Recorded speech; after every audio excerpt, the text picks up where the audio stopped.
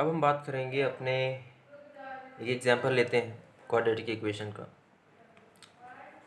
हमारे पास इक्वेशन है 2x² - 7x - 39 = 0। जैसा कि हम देख सकते हैं कि क्वाड्रेटिक इक्वेशन है बिकॉज जो वेरिएबल हमारा x है उसकी हाईएस्ट डिग्री कितनी है, 2 है, हाईएस्ट पावर 2 है। पहला स्टेप जो हमने बताया था कि we are going to compare it with our standard form that is ax² + bx + c। तो हम लिखेंगे on comparing above equation with ax² + bx + c = 0, we get a = 2, b = -7 and c = -39। And the next step हम check करेंगे root कैसी है। उसके लिए हमें किस पे जाना पड़ेगा, डिस्क्रिमिनेंट के लिए जाना पड़ेगा। एक चीज़ और, ये जो हम इसका फैक्टराइजेशन मेथड लेने जा रहे हैं इसे कहते हैं हम सॉल्विंग क्वाड्रेटिक इक्वेशन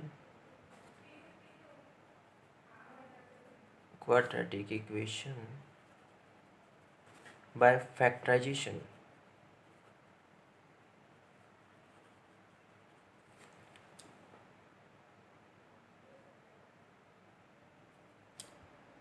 इस क्वेश्चन में अगर हमें रूट चेक करना है तो उसके लिए हमने डिस्क्रिमिनेंट डी निकाला, b² - 4ac। b कितना है, -7² - 4ac, 4 × 2 × -39। एक चीज़ का हमेशा ध्यान रखना है कि जो -39 है, अगर कोई वैल्यूज़ माइनस में है और प्रोडक्ट में लिखी जा रही है तो आपको ब्रैकेट लगाना पड़ेगा, उसको विद इन द ब्रैकेट आपको रखना है, ठीक है।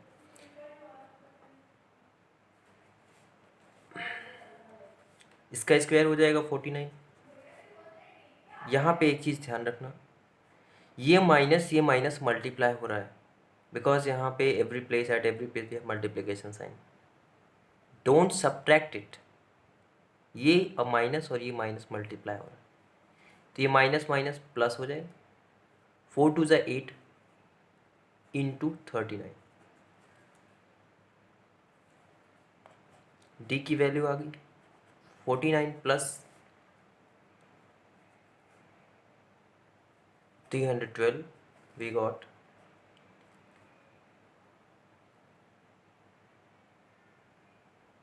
361 which is greater than 0।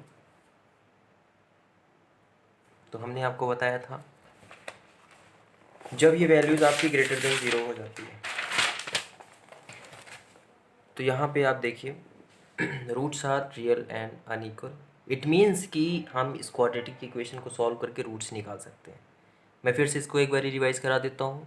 Roots जब इमेजिनरी होती हैं इसका मतलब ये होता है कि जो हमारी स्क्वायर रूट जिसका हम लेंगे वो वैल्यूज़ किस में है, माइनस के साथ हैं, नेगेटिव है, -3 -4।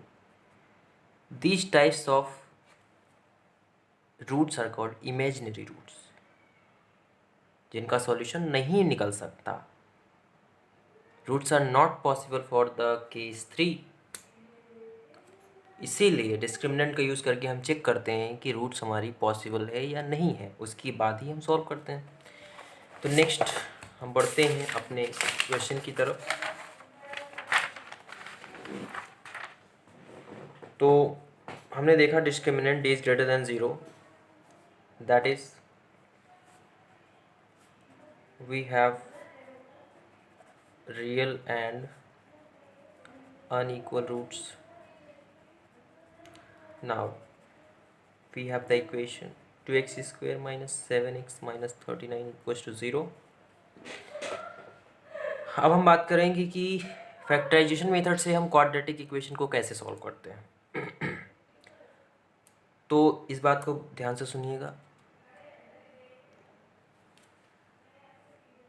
जो हमारा a था और c था इनको हम करते हैं मल्टीप्लाई।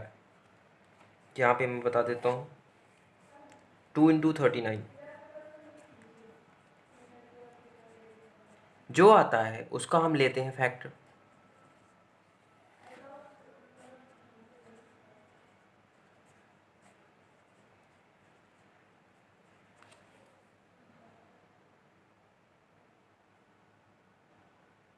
ठीक है। अब जो फैक्टर हमने लिया है इसमें से हम इन दो फैक्टर लेते हैं, लाइक इनको प्रोडक्ट करके हमें सिर्फ तीन फैक्टर लाइक यहाँ पे हमें मिले, तो तीन में से केवल दो ही ऐसे बनाने हैं जिनको ऐड करके 7 आ जाए या सब्ट्रैक्ट करके 7 आ जाए। ये कैसे पता चलेगा? इसके लिए छोटी सी ट्रिक हम आपको बताते हैं। अगर यहाँ पे माइनस साइन लगा हुआ है तो ये 7 आपका दो फैक्टर्स को सब्ट्रैक्ट करके आएगा, और अगर यहाँ प्लस लगा हुआ है तो ये वैल्यू आपको सम करने पे आएगी। मेरी बात फिर से ध्यान से सुनिएगा। हमने a इंटू सी को मल्टीप्लाई किया, उसका फैक्टर किया। फैक्टर को इस तरीके से मल्टीप्लाई करेंगे कि हमें दो ऐसे फैक्टर मिल जाएं जिनको या तो ऐड करके या तो सब्ट्रैक्ट करके हमें b वैल्यू मिल जाए। चलिए आगे बढ़ते हैं। हमने बताया कि अगर यहाँ माइनस साइन है तो सब्ट्रैक्ट करके आएगा, तो यहाँ से हम देखते हैं 3 2 ज़ा 6, इनको मल्टीप्लाई किया तो हमें मिला 6, बचा क्या 13। 13 और 6 का डिफरेंस कितना है? 7 का है। और मैंने बताया यहाँ माइनस होगा तो सब्ट्रैक्ट करके आएगा, और इनका डिफरेंस भी 7 है। इट मीन्स कि ये दो फैक्टर्स हम ले लेंगे तो हमारा काम हो जाएगा। ठीक है, अब आगे हम कुछ नहीं करते हैं, 7 की प्लेस पे सब्ट्रैक्ट करके लिख देते हैं इनको 13 माइनस 6। एक्स को अपनी प्लेस पे पुट कर दीजिए, बाकी सब कुछ अपनी प्लेस पे रहेगा।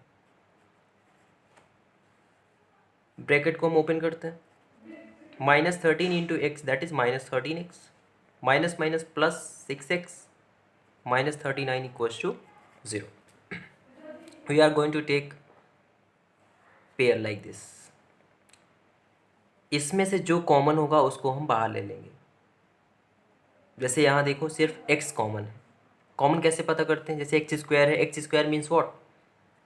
एक्स स्क्वायर का मीनिंग होता है x इंटू एक्स। तो दोनों में जो कॉमन लेने का मीनिंग ये होता है, जिस नंबर को या जिस वेरिएबल को आप कॉमन ले रहे हो वो दोनों टर्म्स में कॉमन होना चाहिए।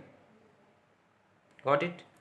यहाँ से हम x बाहर ले लेंगे तो हमें बचा 2, एक x आ गया था, बचा कितना? एक x बचा यहाँ पे, माइनस 13 प्लस। अब इनमें क्या कॉमन है? इनमें हमने देखा ये 3 से डिविजिबल है, 3 इंटू 13, ये भी 3 से डिविजिबल है, 3 इंटू 2। 3 कॉमन हमें दिख रहा है, हमने 3 कॉमन ले लिया। बचा क्या? 3 2 ज़ा 6, 2x माइनस 3 इंटू 13 39 होता है, तो ये मिल गया इक्वल टू 0। अब हमने हमारे पास एक टर्म ये है, एक टर्म ये है। ध्यान से देखिएगा, एक टर्म ये है, एक टर्म ये है। इसमें से क्या कॉमन है? ये ब्रैकेट कॉमन है दोनों में, इसको हम बाहर ले आते हैं। तो हमारे पास बाहर आ गया 2x माइनस 13। अब ये हट गया तो क्या बचा? x अंदर, प्लस ये चला गया तो क्या बचा? 3 इक्वल टू 0। अब जब भी कोई भी चीज़ प्रोडक्ट में लिखी हो और equals to 0, then both the terms separately are equated to 0। जैसे कि यहाँ पे 2x माइनस 13 इक्वल्स टू 0 हमने लिया, तो 13 उधर जाएगा, प्लस में हो जाएगा, 2x इक्वल्स टू 13 हो गया। Clear?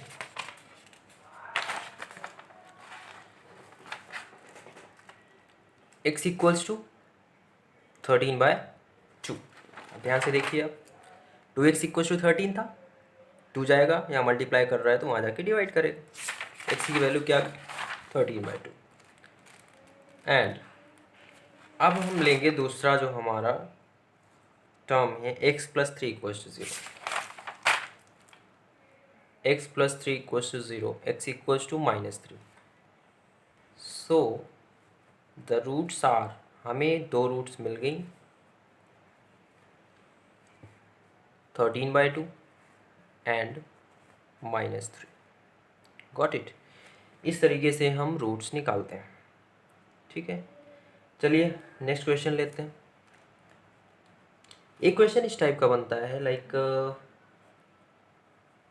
Find the roots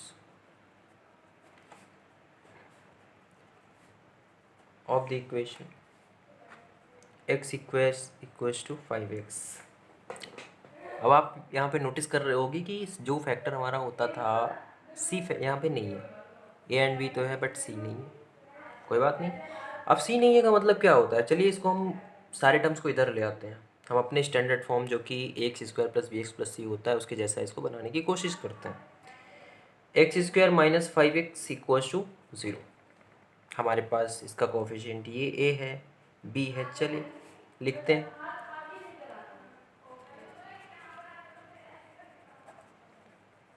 on comparing above equation with ax square plus bx plus c equals to 0, we get a equals to 1, x square का coefficient 1, b equals to -5 and c equals to 0 because c की place पे कुछ नहीं है, +0, c equals to 0। ठीक है, ठीक। ऐसे इक्वेशन को सॉल्व करने के लिए डायरेक्टली जो कॉमन पोर्शन है वो हम इसमें से ले लेते हैं। लाइक यहाँ पे देखो x हम देखते हैं कॉमन है, बचा क्या, x minus 5 equal to 0। Already ये दो फैक्टर्स में चेंज हो गया, c नहीं था, c 0 था, इस वजह से ये डायरेक्टली हमने कॉमन ले लिया।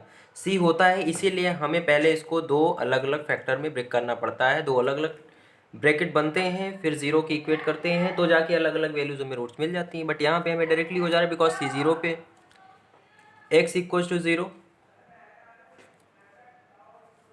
and x minus 5 equals to 0, then x equals to 5. So we have two roots 0 and 5। ठीक है, अब आते हैं एक थर्ड टाइप का क्वेश्चन जिस टाइप से बनता है question 3, x square equals to 16। अगर इसको हम स्टैंडर्ड फॉर्म में बनाएं, suppose x square minus 16 equals to 0, तो यहाँ पे हम देखते हैं कि हमारे पास c है, यहाँ पे अब b 0 है, दैट्स वाई ये जो bx का टर्म होता है वो 0 हो गया। इस क्वेश्चन को करने के लिए दो मेथड है। पहला तो ये कि एक्स स्क्वायर माइनस 4 स्क्वायर इसको हम लिख सकते हैं इक्वल्स टू 0। अब आपको अच्छे से पता है कि A square minus B square की आइडेंटिटी क्या होती है, A plus B, A minus B.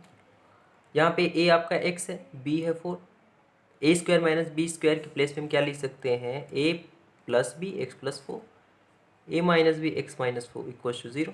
कहाँ से आया ये आया है A square minus B square equals to 0, a plus b and a minus b. ऐसे कर लीजिए, इसका ये आइडेंटिटी होती है। तो यहाँ से हम देखते हैं कि x प्लस 4 जब 0 होगा तो हमें x की वैल्यू -4 आ जाएगी, and when x minus 4 equals to 0, x equals to 4. So we have two roots +4 and -4। ठीक है, तो जब भी हम स्क्वायर रूट लेते हैं किसी भी पॉजिटिव नंबर का तो हमें दो रूट्स मिलती हैं, एक प्लस में मिलती है, एक माइनस में मिलती है। Then always keep in mind this thing. ठीक है, तो ये तो थे हमारे 3 डिफरेंट टाइप्स ऑफ क्वेश्चंस। हम और भी क्वेश्चंस करेंगे अलग अलग टाइप के जो इंपॉर्टेंट होते हैं, आपके बोर्ड एग्जाम से पूछे जाते हैं।